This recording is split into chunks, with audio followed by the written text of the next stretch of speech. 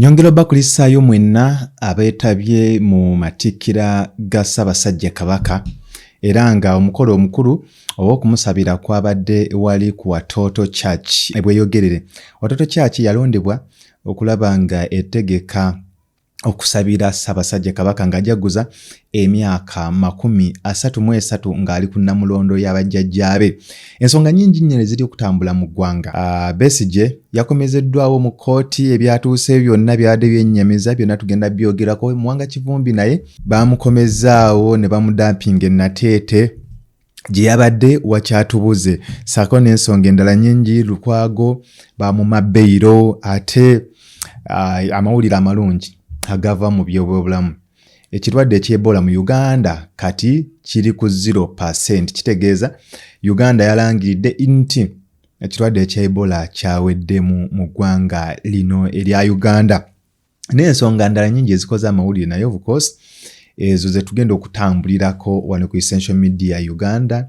Amanya yenze Mr. Essential Worker, oli ku the weekend briefing ku lunaku lwe Sunday nga luno essaawa bwe ziti omanya bumanya nti no tubeera tuyingiddewo ate okulaba ezo ensonga ezitrendinze mu Uganda ezikwata ku mawulire mu Uganda ezibadde zijja zitrendinga.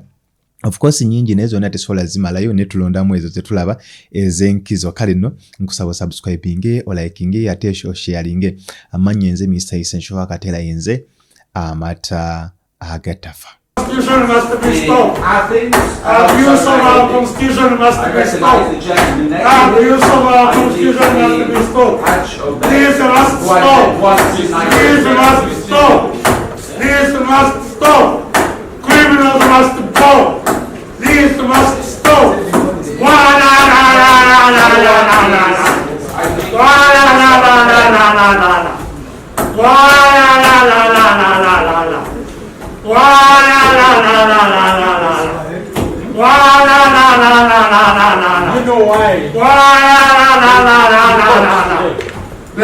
be stopped. The court must be stopped. Court must be stopped.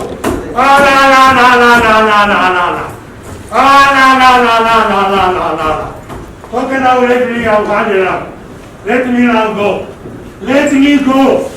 You cannot hold me court. Let me go. Let me go.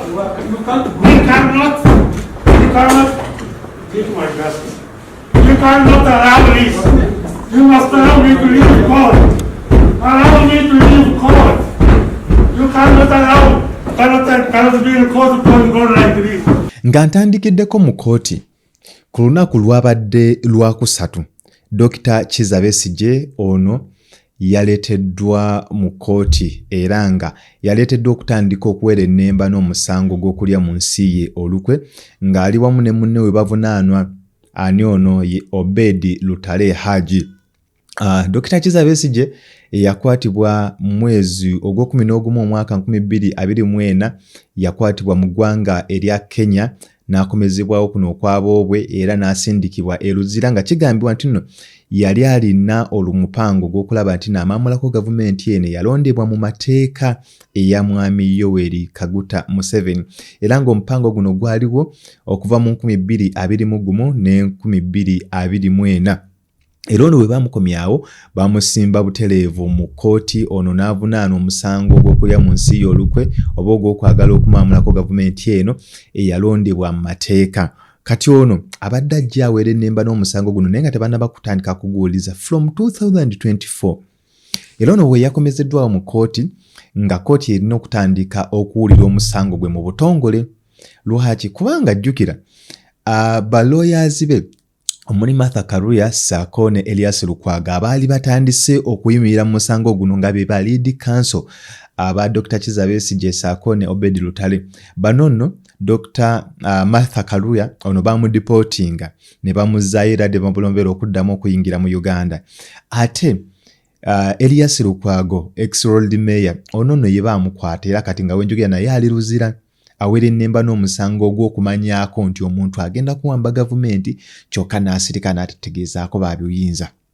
Oba omusango guno guyitibwa misprision of treason era nga guno gumuvunaanibwa nti no yamanyaako nga Dr. Kizza Besigye alina omupango ogw'okumamulako gavumenti eno kyokka n'atawuyogera eri mu b'obuyinza naye ng'ate Erias Lukwago y'abadde lead counsel owa Dr. Kizza Besigye. Erias Lukwago wenjogerera musajja wattu mulwadde atawanyizibwa n'ekimbe ekiri omugoye embiriizi.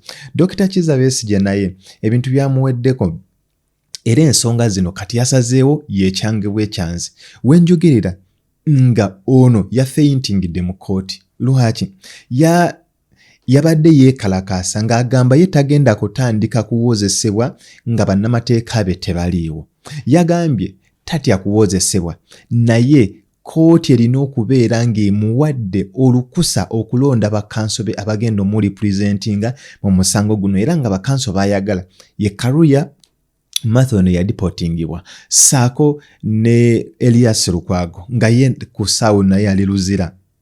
Kati omusajja ono ubadde nga batandika omuwozesa jjukira kati talina kanso n'omu era gavumenti yabadde esazeewo emweba pro bono lawyers bano gavumenti yebakuwa naye yavayo n'ategeeza n'agamba alina obukakafu obulaga nti no gavumenti eno eyagala kumulondera ba lawyer emusingisa omusango era emusayira omusango gwa kalabba bamutwale bamutte. Yagambye okufa kumu n'okuwona kumu kati sigenda bikkiriza nina kwekalakaasa era ng'omulamuzi ali musango guno ye Justice Baguma ono yavudde n'amugamba this court of yours is incompetent. I cannot stand in this hopeless court. Era ono weyekalakasiza nga wolaba vidiyo awo yamaze n'afeintinga n'agwa era ono ne bamuddusa mu ddwaliro nga biwala ttaka. Ambulance yabaddewo n'emuddusa mu ddwaliro nga biwala ttaka era ono okusinziira ku ekibiina kya PFF ekikulemberwa Erias Lukwago kati musajja wattu naye akyali mu nkomyo. Kyavudde ne kitegeeza Dr. Kizza Besigye akyali mu koma mu ICU era nga tannaba kudda ngulu. Ono twongera kumusabira naye nga weebityo weebyabadde mu kooti weyekalakasiza musajja wattu engeri gyali nti no mulwadde ono yavuddeyo n'afeintinga. So weebityo woba obiraba nga weebyabadde mu kooti. You can continue to find me in my absence. I will not continue with this criminal record. Stay whether you want to listen or not. I will not stay.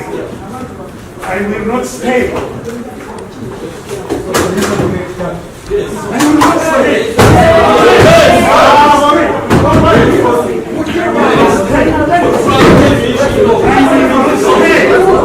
And if I stay, you will not conduct the court. You will not conduct the court. These criminals are not going to come and take over our country. You will not conduct the court. I will not allow it. I will not allow injustice to continue. We shall not allow it. I will not allow it, Mr. Baguma. No way.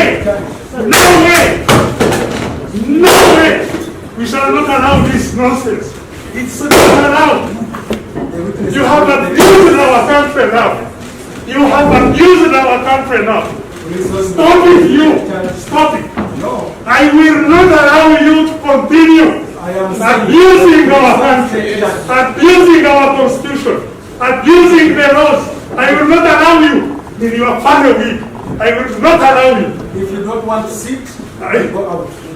No. The other people. Court order. Whoever doesn't want to sit, then go out. We will not allow this. We will not allow this. Don't tear my papers. Don't want to sit. Court order. Stop it. You can take me out, but you won't keep me here. Why? I will not keep you quiet. Those papers. No way. You can take the papers. They must take my mouth also. My mouth will continue talking. I will say you are raping our constitution. You are raping our courts. You are raping the law. We shall not allow this. It has to have a stop. It has to have an end. It has to have a stop. We shall not allow it. Oh, we shall not allow it. Yes. I will make an alarm for the whole. We shall, everything must have a stop. We must stop it. You cannot continue raping the Constitution. No way. You will not rape the Constitution. Kizza Besigye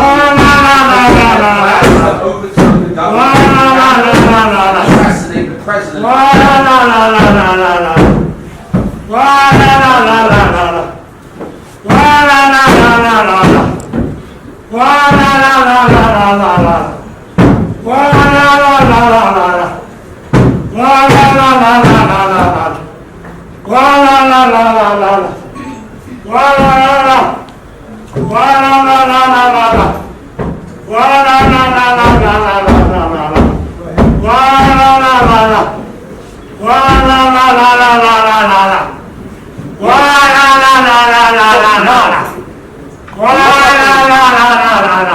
So after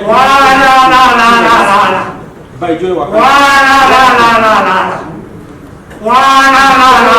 there was a series of meetings in Athens, Nairobi, where we discussed plans to open Uganda.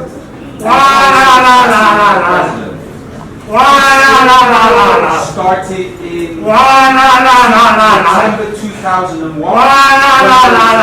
by Joe Wakiki.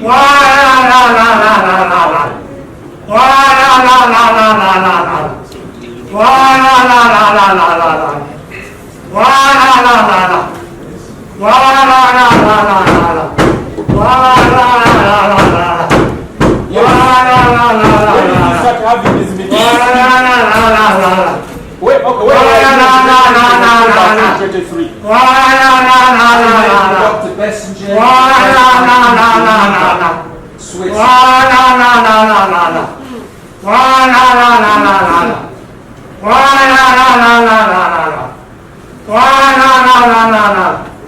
Abuse of our constitution.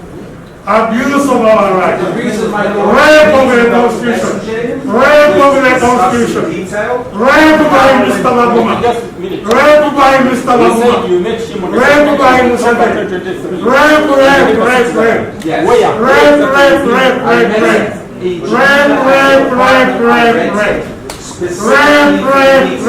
Rape. And that was in the center of Geneva, close to the train station. How can you hold me here against my will? I have a right not to be in this court. I have a full right by the constitution not to be in this court. So what happened after renting that apartment in Musi? I met with Joe Wagner called Frank Kahiri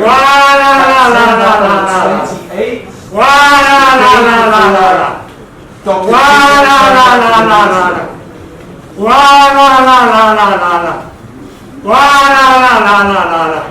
So who attended? I attended meetings, Joe Wakahima attended meetings, Frank Kahiri and Dr. Besigye attended the meeting.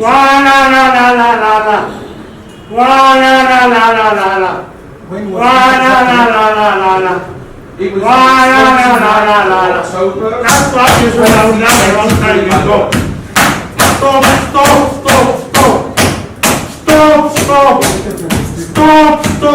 nonsense. Stop this nonsense. So what happened in that meeting? In that meeting, we discussed how Joe Wakahima and Frank Kahiri and Dr. Besigye You are trying to were people planned to to overthrow the government. No way. Take We me out if you discussed want in that to stop. meeting I will not such stay in things this as hopeless court. relevance of Bob This Wine, hopeless court. how to Must inject be stopped. currency into Ugandan The hopeless court must be stopped. I provided The Dr. hopeless court must be stopped. Abuse of the constitution must stop. Abuse of the constitution must stop. Let's be slow. Abuse of the constitution should stop. Stop. You said Stop. you discussed the plan over the government of the Republic of Uganda. Stop. With who? Stop. With Dr. Kizza Besigye, with Frank Kahiri, and Joe Wakahima.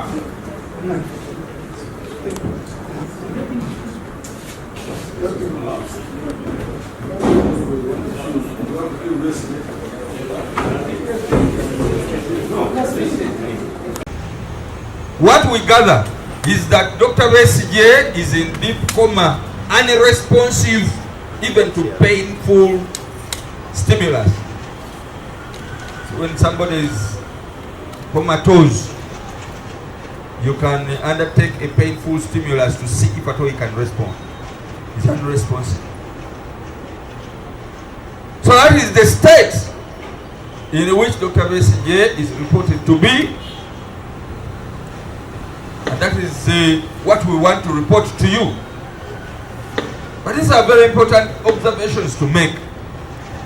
Why did the prison service take Dr. Besigye to the military hospital?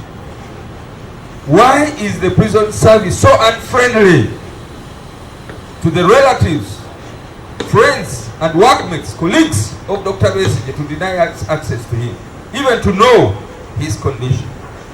Why? Oyo ye Dr. Kizza Besigye era ebyo webito ebyagenze mu kooti ya feintinze nga ali kwekalakaasa ng'agamba ati eno kooti tagikkiririzaamu era tagenda kukkiriza kutandika kumwozesa nga ye tannaba kufuna bakansobe nga tebannaba kujja mu representinga ng'agamba tino bano gavumenti beeri okumuwa tabeesiga ate era we baba bagala omu representinga bagende ba representinga abalala ye tanaba consentinga. Ne Obedi Lutalewo yakomezeddwawo mu kooti ku lunaku olwokuna yavuddeyo n'ategeeza n'agamba ye okumuwozesa tekirina mbuzibu naye basooke bawulirize sayidi yaabwe ate n'ekirala babawo omwaganya bo bennyini okwefunira balooyazi baabwe so si kubawa balooya ba gavumenti. Ate n'ekirala n'ategeeza nti nno balooya be abalina balipresentinga be baalonda Elias Lukwago saako ne Martha Karuya. So zeze ensonga Kizza Besigye avayo n'ategeeza nti nno kati ne balooya bandi mu representinze batya lwaki olw'ensonga nti General Muhoozi yabatiisatiisa nti buli avaayo ajjayo omutwe agenda kusibwa. Era ne Muhoozi Kane Lugaba yavayo n'ategeeza n'agamba nti kubajjukira baali bagala musavinga mpapula nga banaye bamuyita mu kooti n'ategeeza n'agamba omuntu yenna eyeetantala okuvaayo nti aleeta kumusavinga mpapula abeere redde okuzimusavinga ng'amanyi nti nno agenda kutwalibwa mu basement. So zeze ensonga eza Dr. Kizza Besigye. Kati ekyo nga nkivuddeko Elias Lukwago ne yavuddeyo n'ammibwa beyiro.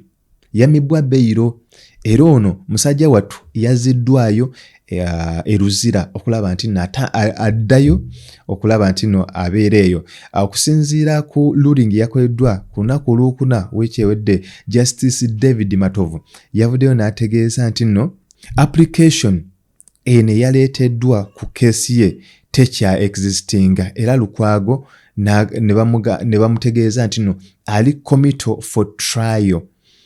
The state had urged his standing could allow him to influence witness if released.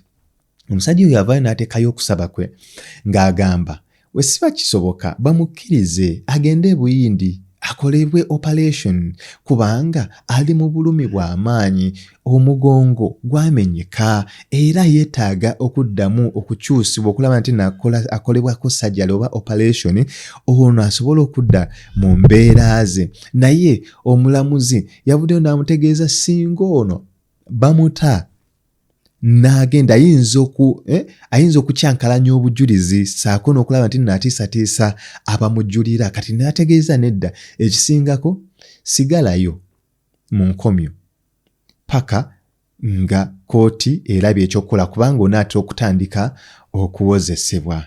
Okitegeera we batyo bamutegeezezza wadde nga kooti yafuna obukakafu nti Lukwago eggwaliro eri Mulago terisobola kumujjanjaba era nga yeetaaga specialized treatment era ng'eno agifuna Buyindi.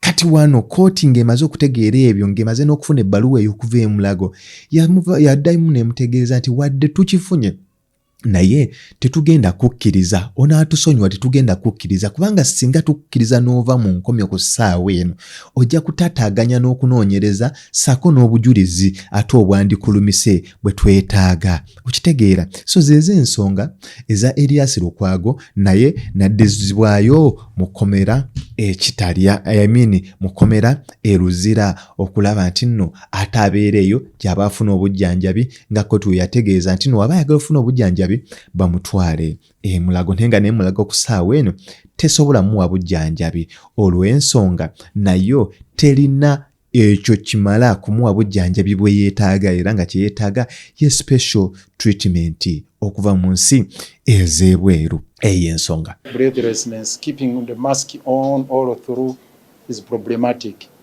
But again, I can't be remanded elsewhere because the bombers, the other wards are not at all, they are not well ventilated and they are fully congested, my lord. So the only place where I can be kept according to the prisons authorities is where I am. So I was requesting if I can be, my lord, taken back to Mulago for the time being. He introduced sureties. 4 sureties that came to stand for him, in addition to his personal guarantee of attending court as and when he is required. The other thing that took place in chambers was agreeing on our schedule of filing written submissions.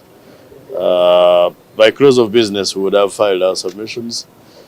The state was given up to Tuesday at midday to file their responses and for us to file our rejoinder, if any, by 11 p.m. Tuesday. So he undertook to give us a ruling on Thursday next week at 9. 30th at 9 o'clock. That is what we agreed on. The house of Honorable Kwago continues to worry us. It is worrying because it deteriorates day by day. Hopefully, we will get there. It will reach there. So, they did apply to go to Mulago, but court did not make those orders but asked the prisons authorities, one, to do what is required in the circumstances after consulting the medical team in Luzira. So we will follow up with them to ensure that he gets the facilities that he needs, especially those that were recommended in the Mulago report. For example, physiotherapy. We want to thank prisons. I think they are trying, but they are ill-equipped. They do not have the necessary equipment. They have that national referral hospital of theirs in Murchison Bay. Definitely it's congested. The prisons themselves are congested. And I think one of the reasons prisons are congested is because we keep so many people who are not supposed to be there. It is one thing that we need to look into as a country. They have one physiotherapist for all the prisons. So he moves from one to another. Even then, there are facilities that he does not have, which he needs to have. Ochalaba Essential Media Uganda. Amanya nze Mr. Essential akatela yenze amataga tafa. Ubango yagala okulanga naffe osobola okuyita ku 078 2007 ojja kulaba enamba eri awo osobola okubako oba osobola okuwhatsappingako osobola okulangira kwako ka slot oba business yo woyaga tugiteeke te osobola okulaba nti ne etambulira mu video no tukyagenda maaso the weekend briefing wano ku Essential Media Uganda kati eyo nga njivuddeko story Muwanga Kivumbi yavaayo nabuzibwawo era ono okubuzibwawo tetwamanya mayitire ge twamulaba ng'ab'ebyokwerinda abali mu ngoye eza bulijjo ssaako n'ebyambalo eby'amagye nga bano no baali n'ekimotoka kino bakuntumye ekya drone era ebimotoka bino byamusalako we yali ng'ali ku lugendo lwe okujja e Kampala ng'ava e Butambala ono no bamusalako ne bamuyingiza mu drone ne bamubuzaawo nga bannamawulire balaba era TV emu eyali esaka amawulire gano yali ya NBS yalabibwako nga yali ku scene butereevu. Omusajja ono abadde amaze ennaku ezisukka 20 nga tewali amanyi gyali kyokka nga kooti yali emuwadde yali emuwadde order okulaba nti no yeeyanjula buli mwezi ku kwa ICD okulaba nga ate bawulira kesi ye eno eya inciting violence okuma mu bantu omuliro ekyaleetera abantu bannayuganda 10 okufa mu kalulu kano ke twakavaamu aka January 2026 ebyali ebutambala mwabiraba abantu 10 abattibwa mu maka ga Muwanga Kivumbi mwennyini era nga bano ab'ebyokwerinda be babasindirira amasasi. Muwanga Kivumbi kyagamba nti no baali batagitinga ye okulaba nga bamumiza omukka omusu. Kati ono finally nga bannamateeka bwe bakola ekisoboka bakubira enduulu abantu baali bajja bekubira enduulu nga bagamba omusajja ono yandibanga bamutoba nga bamutuusaako obuvune kale gavumenti ne bagiteeka ku nningo okulaba nti ne mu producinga oba mufu oba mulamu. Twali tuli awo munange nga tufuna amawulire nti ono bagenze ne bamudampinga ab'ebyokwerinda bamudampinze ku police station y'e Nateete. Ono we bamudampinze awo tiyamazeewo na kadakiika sunamuteeka mu kabangali ne bamuvuga paka Butambala. Ono bamutuusiza mu kooti. Bamutuusiza mu kooti nga bamusimba mu kaguli ono nga bamusomere omusango ogwa inciting violence. Ogwo bagwongera ku egiriko terrorism. Okitegeera emisango egyo nga bagwongera ku guli nga bamugamba nti no yakuŋŋaanya abantu mu makaage nga bakamuta okuva mu komera bakamuwa beyiro. Ono we bamuta yasalawo okulaba nti no yakuŋŋaanya abantu n'ekigendererwa ekyokubakumamu omuliro okulumba ate abantu be basanguza. Twamulabako n'ebigambo bye yayogera nga bakamuta ng'ali mu makaage era yalumba first family nga mulimu Muhoozi Kainerugaba, mulimu Mama Janet Museveni, mulimu ne President wa Uganda Yoweri Kaguta Museveni ssaako ne Anita Among. Era wano n'agamba we yakoma wajja okutandikira era yali ateeseteese olukuŋŋaana olw'abamawulire nga lwalina kubeerawo ku Mande balyoke bamukwate ku Lwokuna nga n'olukuŋŋaana olwo tebannabaddukola ki tebannabaddukuba. Kale no okuva olwo ne bamubuzaawo abadde taddangamu kulabika. Kati ono nga bamaze omusimba mu kaguli bamusomedde omusango gwa inciting violence era ono ne bamusindika mu komera ekitalya okulaba nti no akomawo ng'ennaku z'omwezi 11 omwezi ogwa August atandika okuwulira oba basobola okumweyimira. Kubajjukira balooya be abakulembeddwako Medad Lumbega Sseggo n'Akali Amaggwa basabye omusajja ono alabe nti no yeeyimirirwa kubanga ekisooka mulwadde, ekyokubiri alina famire ey'okulabirira, yeetaaga n'okufuna obujjanjabi kubanga bamukuba nnyo ne bamutuusaako obuvune. Bwe yagambye naye nti no omugongo gwe guzimbye saako n'omutwe baagukuba era nga guliko ebbwa. Kale no zeze ensonga bamugambye beyiro application yo tujja giwulira ng'ennaku z'omwezi 11 omwezi ogw'omunaana ogwo guno gwe tugendamu. Omusirikale owa poliisi n'omusirikale w'amagye nga bamwegaana naye olwaleero tebatubuulidde oba bamulonze ku kkubo okusobola okumuleeta wano. Okugaya ekyatandika ng'okuwamba kakati kyekivuddemu remand. Badde bamukuba buli kannaku era ali mu bulumi. Fact bali tumanyi bajja kufuna ku nsonyi bamuteeka kaluka kooti afune ku bujjanjabi kubanga ayina obulumi buyitirivu. Abanupu kino bategeeza ne bagamba this is a political persecution era nga bagenda kola kyonna ekisoboka okulaba nti n'omusajja ono addamu okufuna freedom ye. So zeze ensonga eza Muwanga Kivumbi ebutambala eyo. Single person of the gentleman that picked me took a turn to beat, to kick, to do anything they want. Up until when I was hit on the head here, some of them like here. This is how they look like. If I would be permitted to do my back, you would see most of the beating. But for some reasons I may not. But they are captured very well at the police station. The doctor examined me and I don't know whether that record is before court. Amawulire amalungi eri Uganda. Uganda yavuddeyo neerangirira nti tekyalimu ekirwadde kino ekigoyeza abantu. Yalangiridde nti temukyali Ebola.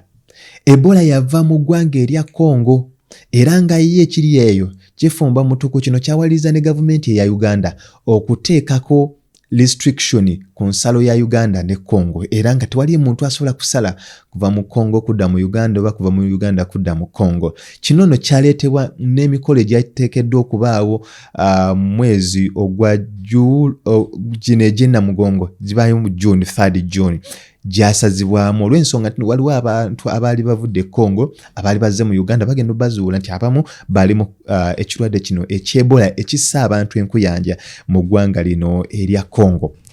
Kati oluvannyuma lw'okufuna amawulire ago ensi nnyingi zaateekako bbaani eri Uganda era ng'abantu bannayuganda abasinga tebasobola genda mu nsi nga America omuli Qatar n'ensi endala nga United Kingdom. Kati nga bagamba basina kusooka kumala kufuna mawulire agali concrete nti nno ddala ekirwadde kiweddemu mu Uganda. Uganda yagenda neefuna cases zaali ziwerako bandooza nga 8 ababiri ne bafa abamalala basobola batreatinga ne bawona ne batracinga bano abantu bazze bakolagana nabo ne bateeka mu karantini era bano basobola bakebera nga tebalina. Kati oluvannyuma lw'okukauntinga ennaku zibadde 42 ne bakizuula nti nno mu Uganda temuli muntu gwe baazudde nti alina ekirwadde kino eky'Ebola era okusinziira ku minisita ow'ebyobulamu ono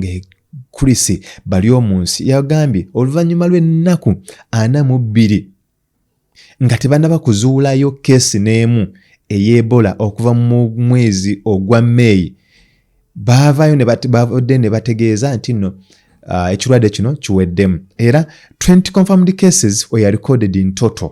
Yes, with 18 recoveries. Yes, not 8 but there were 20 cases eza Ebola ezajja mu Uganda. So that is a collection. Era 18 of them baavaayo ne bawona. Kitegeeza ki abantu babiri be baasobola okufa. Kale no kizeze ensonga mawulire malungi ekirwadde eky'Ebola kyaweddemu mu Uganda. Naye nga mu DRC embeera tennaba kubeera nnungi era nga kifumba mutoko embeera tennaba kubeera nnungi n'akatono ddala. So zezo ensonga era bw'atyo Chris Baryomunsi we yategeezezza bannayuganda nga wali ku media center. The Ministry of Health wishes to assure all Ugandans, visitors, investors, and members of the international community that Uganda is safe. Our health system remains fully alert, and the country is open for business, tourism, and all socio-economic activities. Uganda has defeated this outbreak because of the strong investments the government has made over the years in building resilient public health systems. Our ability to quickly detect cases, trace and monitor contacts, provide quality treatment, strengthen laboratory services, and work closely with communities ensured that the outbreak was rapidly brought under control. As part of our regional response, the government of Uganda signed a memorandum of understanding with the government of DRC to implement a cross-border joint Ebola response. In light of this, Uganda has set up 2 mobile laboratories and an 80-bed Ebola treatment units in Aru and Kasenyi in the DRC. Containing the outbreak at its source is critical, protecting both our countries and the wider region. The Ministry of Health expresses its sincere appreciation to His Excellency the President of the Republic of Uganda for his unwavering leadership and support. Ate amawulire amalungi fenna getwakafuna k'ekitongole ekya Nation Media omuli NTV, Daily Monitor, Spark TV n'emikutu emirala egya radio bano no bakkiriziddwa oluvannyuma lwa engagement ezabadde zigenda maaso bakkiriziddwa okulaba nga resuming operations. Lwaki abantu ebitongole bino oba ekitongole kino ekya Nation Media nga kyagulibwa Taifa Limited kyavayo ne kiggalwa mu mwezi ogw'omukaaga ng'ennaku z'omwezi 3 era muhozi wano yalangirira n'agamba ati ekitongole kino kiggaddwa olw'ensonga kibadde kisekeeterera gavumenti. Kati bavuddeyo ne batuuka ku nzikiriziganya era twalako muhozi nga sinkana abakulu aba kitongole kino ekya Nation Media. Tulabeko ne Museveni nga olaba mu kifaananyi ekyo nga naye yasisinkanako kubakulira ekitongole kino ekya Nation Media. Kati twafunye amawulire mu wiiki eno nga gatutegeeza nti no NTV Uganda, Daily Monitor saako n'emikutu emirala egya radio saako n'olupapula lw'amawulire zigenda kuba ziddamu okukola. Era ng'okusinziira ku Uganda Communication Commission kyategeezeddwa nti no yamaze okukiriyalinga Nation Media akulaba nti ne resuming operations era nga bano bagenda kutandika ne digital platforms nga e-paper eya Daily Monitor saako n'emikutu gino egya social media gye babadde batambuza era singa babaddeko olunaku lwadde lwakutaano n'olwokuna Daily Monitor NTV Uganda yabadde streaminga butereevu amawulire saako ne programu zaayo kale bali ku resuminga mpola ensonga eno zandibanga zo zagonjoddwa era nga tebakyalinawo bad blood kandi guno si gwe gusoose nga nabalagako ku video gye nakola mu mwezi ogw'omukaaga nga guggwako nga bakajigira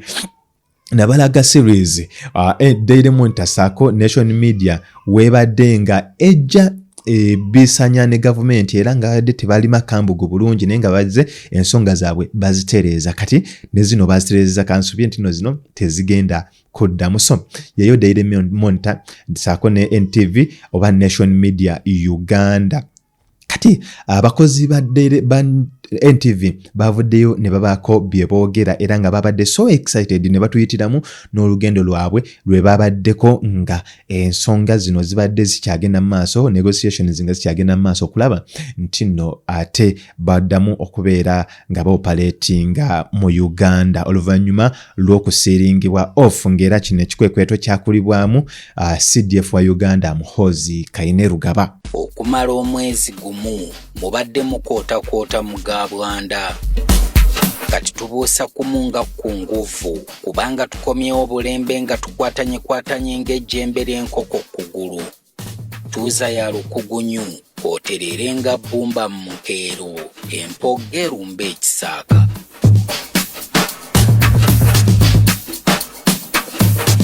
So first of all, the lion is back in its jungle, as I did say on social media, but this felt like a forced leave. The past few weeks have been very unpredictable for us. First of all, we were not ready, we didn't plan for it, but here we are. How I managed to go through it, first of all, I thank FIFA because of the World Cup. I watched a lot of World Cup, the arguments on social media. I got the chance to also really get to visit family, got time to spend with Madame. So it was a wonderful experience, really. But the funniest thing about everything is that I forgot the day counts. I couldn't even tell which day it was. Sleeping patterns changed, but here we are. We're glad to be back. We're glad to be here, turning on your world. See you. So where we have not been, we want to say thank you so much for your patience. Why? Because while we were taking a break as NTV Uganda, you were the presenters while we were not presenting. You were the news anchors while we were not the news anchors. You were the reporters when we were not reporting. And so I want to say thank you so much. And we're back and we're going to be doing it together, you and I and the rest of the team. Zezo ensonga za NTV ne Daily Monitor era ng'essaawa zonna ogenda kuba olaba NTV ku screen yo. Engineer wetaaga okukakkana ekyo point yo kuba oyandeke. It is my money. It is my money. Ebyange bigenda. Oyagala ni abakuyamba. Oyagala ni abakuyamba engineer. toddamu kwogera ku ssente zange gwe toddamu kwogera ku ssente zange.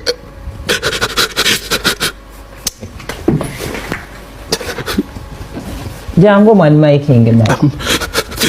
Toddamu kwogera ku ssente zange gwe ebintu byange nabyekolera. Engineer.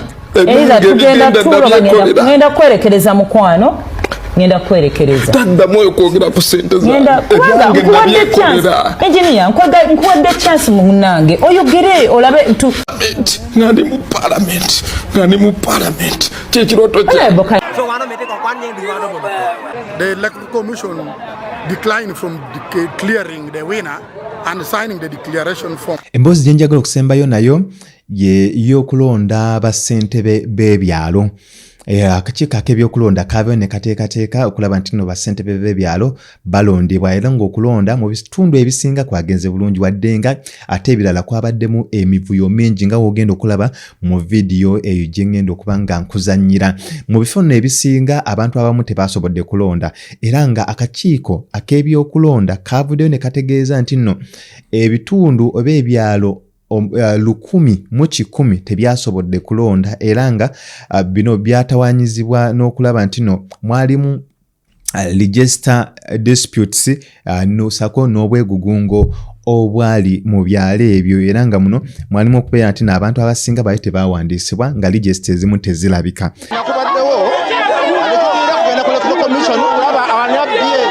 Tugenda kufuna stamp ey'okubiri, bino si by'amaanyi, tulonda abantu baffe. Obuvuyo bw'amaanyi baddusizza ow'akakiiko abala ne bamutwala.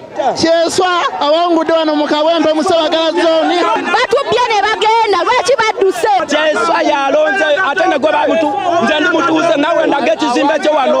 Amanda baako kyogamba abantu saagala politiko kaliya yange.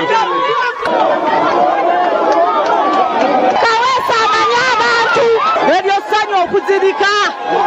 Kati akakiiko k'ebyokulonda kavudde ne kategeeza nti nno ebyalo bino bigenda ate kuddamu okulonda okusinziira ku Simon Byabakama ono nga ye akulira akakiiko kano ak'ebyokulonda yavuddeyo n'ategeeza nti nno mu bifo omuli Jinja ne Gomba wayolekeddwa obuvuyo obungi kulonda kuno kugenda kuddamu ate okukolebwa okulaba nti nno ebyalo bino bifuna bassentebe baabyo. Okulonda generally kwagenze bulungi nnyo naye nga pressure yabadde y'amaanyi nnyo kubanga akalulu kano ka ku mugongo okwawukanako ku bululu bwe tuzze tulaba nga aka president w'okwata akakonge sako n'akaba MPs n'abantu abalala kano akalulu kabadde ka ku mugongo okulonda abassentebe b'ebyalo. So Simon Byabakama gwe ngenda okulekera nga kubuulira enteekateeka nga bwe zaatambudde okulonda nga bwe kwatambudde sako n'ebyalo bino ebitaalonze.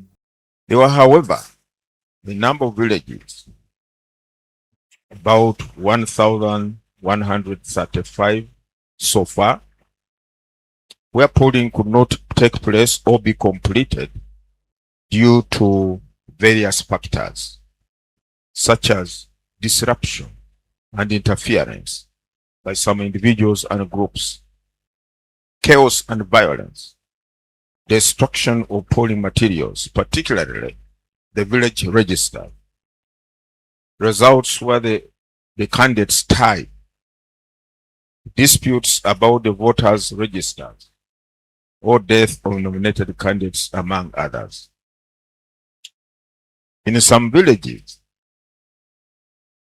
persons whose names did not appear in the village residence register presented their national IDs and demanded to be allowed to vote. In accordance with the applicable electoral laws, however, only persons whose names appeared in the village residence register were eligible to vote. As a result, those who were turned away, in some instances, caused a disruption of the electoral process, leading to calling off of the elections in some areas. Where circumstances permitted and the integrity of the polling materials were intact, the affected village council members agreed, together with our officials, reschedule polling to today.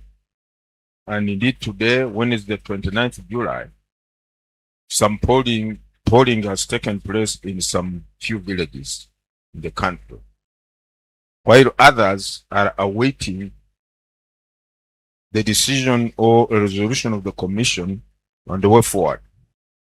As we talk now, we have received quite a number of petitions, and people are anxiously awaiting to know the fate of the elections in their villages. As mentioned earlier this morning or this afternoon, village elections did not see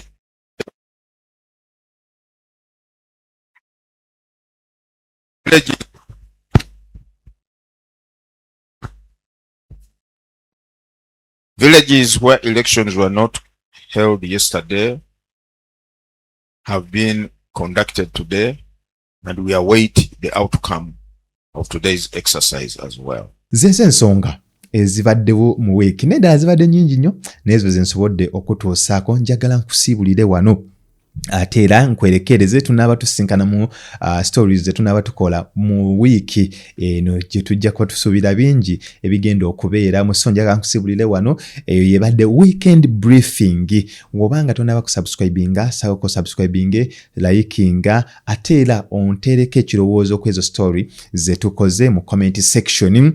Eno yebadde Essential Media Uganda, tulabagane weekejja amanyenze Mr. Essential Wakatela yenze amata agatafa kulwa Katonda n'ensi yange Mukama bakuume. Engineer wetaaga okukakkana ekyo point yo kuba oyandeke. It is my money. It is my money. Ebyange bigenda. Oyagala ni abakuyamba. Oyagala ni abakuyamba engineer. Toddamu kwogera ku sente zange gwe. Toddamu kwogera ku sente zange.